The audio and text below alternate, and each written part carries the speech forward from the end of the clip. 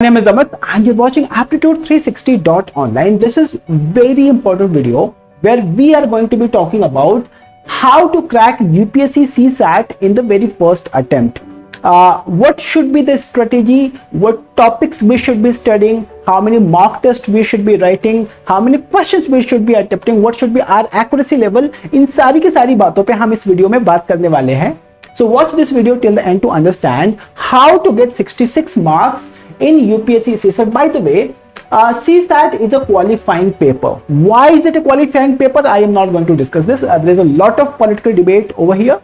We will not be concentrating on why, but rather we will be concentrating on what you should do to get 66 marks out of 200 marks. That is the meaning of it being a qualifying paper.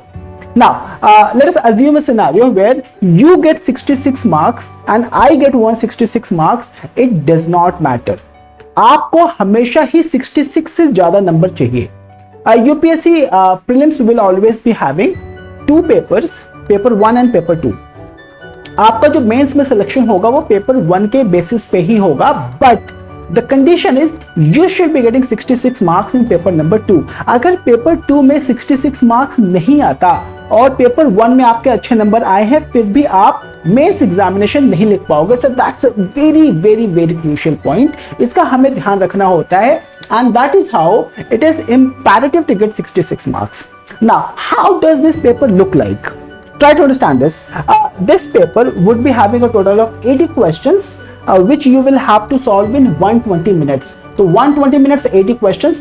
पर question आपको 1.5 minutes मिलता है and पर question जो आपको सही marks मिलेंगे वो मिलेंगे 2.5 marks will be awarded for every right answer, whereas for every wrong answer there would be a penalty of 1/3 of 2.5 marks, right?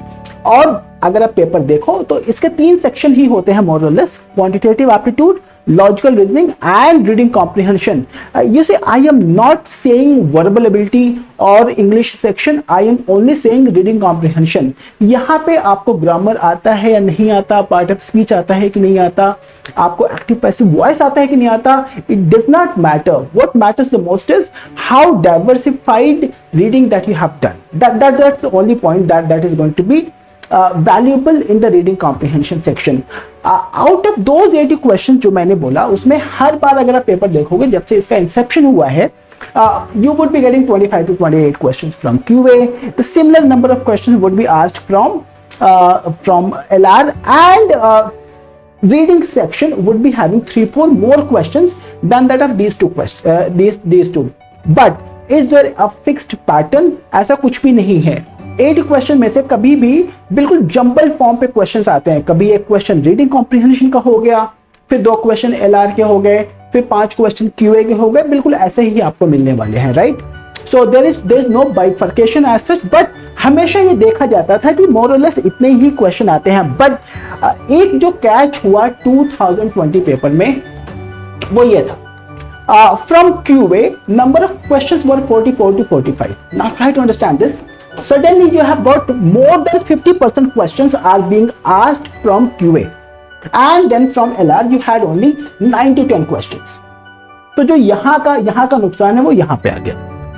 So quant से ज्यादा हो गया, LR से कम हो गया. मेजॉरिटी ऑफ द स्टूडेंट्स जिनको क्वांट में डर लगता है वो यही बोलते हैं कि अगर LR के क्वेश्चन ज्यादा कर लेंगे तो क्वांट के कम क्वेश्चन कर लिया तो भी काम चल जाएगा. बट देन लास्ट ईयर हुआ क्या है, LR से क्वेश्चन ही कम पूछा गया है. सारे के सारे मेजॉरिटी ऑफ द क्वेश्चन कहां से पूछे गए हैं?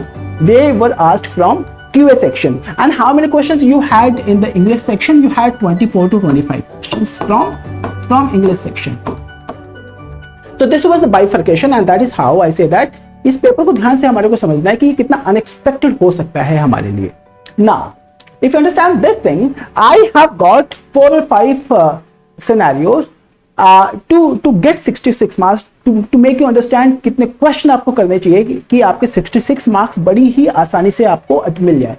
In my first scenario, I am assuming that if a student is solving 40 questions, which is half of the questions, with 60% of the accuracy, the meaning of 60% accuracy is अगर आपने 5 question लगाया तो उसमें से 3 सही हो जाएगा और 2 गलत हो जाएगा. More or less ऐसा ही होता है. अगर आपने 3 क्वेश्चन सही कर दिए, 2 क्वेश्चन गलत कर दिए, तो आपके 24 क्वेश्चन सही होंगे और आपके 16 क्वेश्चन गलत हो जाएंगे। तो आपको जो मार्क्स मिलेगा, करेक्ट मार्क्स मिलेगा, वो मिलेगा कितना, 24, and for every question right question you are getting 2.5। तो आपको जो नंबर मिलेंगे वो 60 मिलेंगे for all the right answers, and for all the wrong answers 16 is going to get divided by 0.833, and जो नेगेटिव मार्किंग होगी वो 13.32 मार्क्स डिडक्ट होंगे, और जो फाइनल मार्क मिलेंगे किसी को वो मिलेंगे 46.68, और ultimate result is candidate fail हो गया। कैंडिडेट को चाहिए कितने थे, 66, उसको मिले कितने, 46। 20 मार्क्स का डिफरेंस है, यानी आधे क्वेश्चन अगर आपने अटेम्प्ट किए तो उससे तो आपका काम नहीं चलने वाला with 60% accuracy. In my second scenario I am assuming what if somebody's accuracy level is fantastic, बहुत प्रैक्टिस करी है, बहुत क्वेश्चन सॉल्व किए हैं, बट उसने आधे क्वेश्चन ही अटेम्प्ट किए with 75% accuracy. The meaning of 75% accuracy is with out of every 4 questions that you attempt, 3 would be correct and 1 would be wrong. So if that is the situation, 30 questions हमारे सही हो जाएंगे, whereas 10 questions क्या होगा, गलत होगा. For all those 30 questions that are correct, we would fetch 75 marks and 8.33 marks would be awarded, negative marks would be awarded for all the wrong answers. Candidate को मिलेगा कितना, 66.66 और 7। आप देखो ना इस चीज को ध्यान से कि 66 अचीव करने के लिए क्या ये टारगेट रखना सही है। What if somebody is not solving, 1-2 question उसके गलत हो गए प्रेशर के सिचुएशन से, या कुछ ऐसा भूल गया या कुछ उसने मिस्टेक कर ली, तो फिर पेपर तो इधर का उधर हो जाएगा। So it is also not advisable to solve 40 questions with 75% accuracy, यानी 40 क्वेश्चन से तो काम नहीं चलने वाला। That's a very important point. What if somebody is attempting 50 questions with 60% of the accuracy? और अगर ऐसा हुआ आप देखो तो फिर भी वो स्टूडेंट फेल हो जाएगा। तो 50 क्वेश्चन और 40 क्वेश्चन with 60% accuracy से काम नहीं चलने वाला। My second scenario out here is what if you solve 50 questions with 75% accuracy? और अगर आपने ऐसे किए तो 37-38 क्वेश्चन सही होंगे, 12-13 क्वेश्चन आपके गलत होंगे, और फाइनली जो आपको नंबर मिल के आएगा वो 82 to 85 होगा, which is a comfortable one, because 66 से आप फिर भी 17-18 नंबर ज्यादा बैठे हो। 2-3 क्वेश्चन अगर आपके गलत हो जाते हैं फिर that still is okay, that still is manageable, but ये जो 60% एक्यूरेसी है उसके साथ में तो ये मैनेज नहीं होने वाला है। बट मैं जो बोलता हूँ स्टूडेंट्स को, वो हमेशा बोलता हूँ कि आप 50 क्वेश्चन करो बट विद 80% एक्यूरेसी। अगर आप ज्यादा क्वेश्चन क्वांट से करोगे, ज्यादा क्वेश्चन एलआर से करोगे और थोड़े कम क्वेश्चन इंग्लिश से करोगे, तो आपकी जो एक्यूरेसी लेवल है वो ऑटोमेटिकली थोड़ी ज्यादा हो जाती है, राइट। तो अगर आपकी 75% टू 80% की एक्यूरेसी रहती है तो आपके जो मार्क्स निकल के आते हैं वो बड़े ही कंफर्टेबली आप अपना क्वालिफाइंग पेपर क्रैक कर ले जाते हो। So what is that? The very crucial point that we are getting from this particular slide is आपको जो नंबर ऑफ क्वेश्चंस अटेम्प्ट करने हैं वो 50 प्लस करने हैं। 50 कर लीजिए, 55 कर लीजिए, दैट्स ओके, बट 50 से कम नहीं करना है, बिकॉज एक्यूरेसी लेवल अगर मैं बोलूं कि 75% टू 80% है, दैट्स फैंटास्टिक।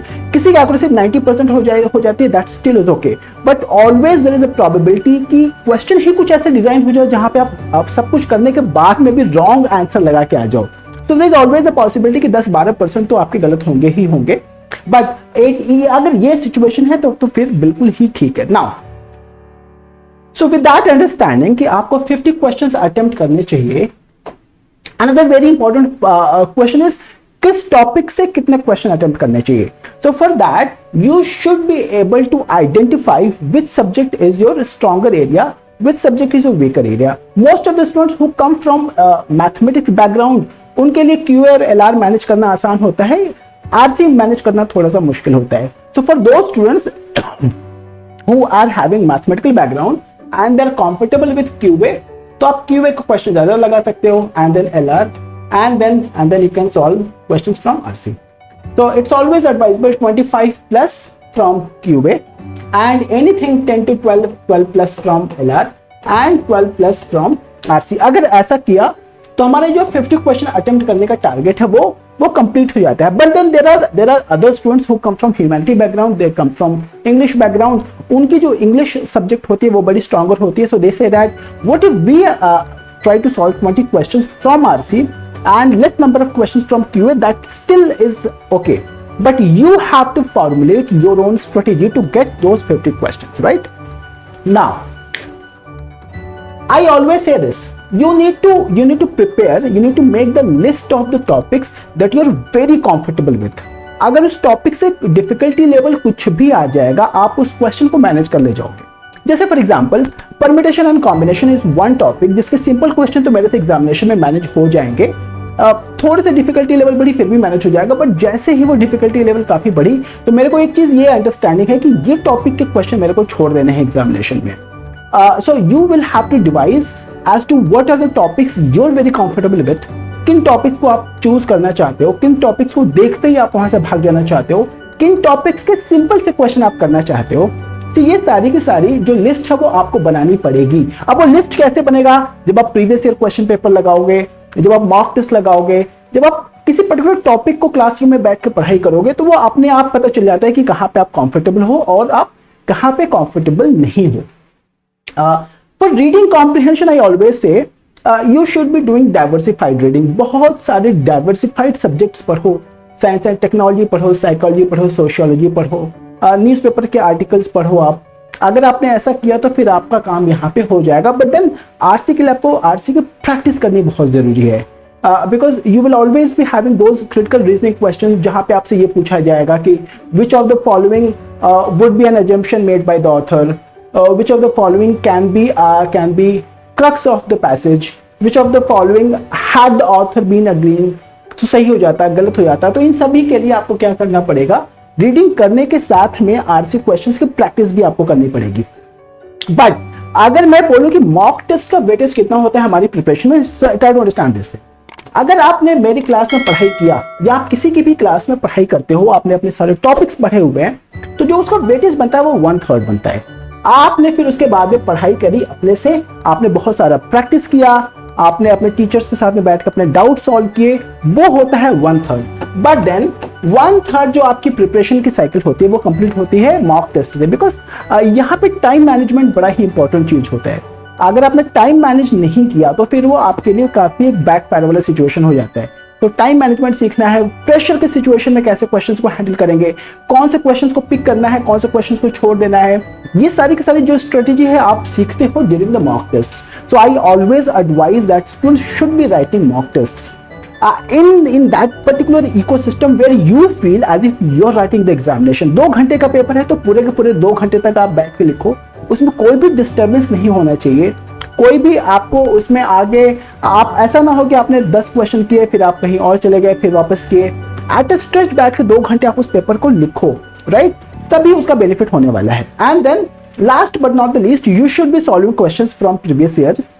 यहाँ पे आपको ये अंडरस्टैंडिंग होती है कि आप कौन सा टॉपिक पढ़ रहे हो वर्सेस कौन सा टॉपिक यहाँ पे पूछा जा रहा है, कितनी डिफिकल्टी लेवल है यहाँ पे वर्सेस आपको कितनी डिफिकल्टी आप प्रैक्टिस करनी चाहिए. तो इन सारी की सारी अंडरस्टैंडिंग के लिए प्रीवियस ईयर को क्वेश्चन पेपर लगाने बहुत ही ज्यादा जरूरी है. Now so having said all of it, very important point is कि आप क्यूए से कौन से टॉपिक की पढ़ाई करनी चाहिए, एलआर से कौन से टॉपिक्स की पढ़ाई करनी चाहिए, या आरसी के कौन कौन से पैसेजेस के लिए क्या पढ़ाई करनी चाहिए.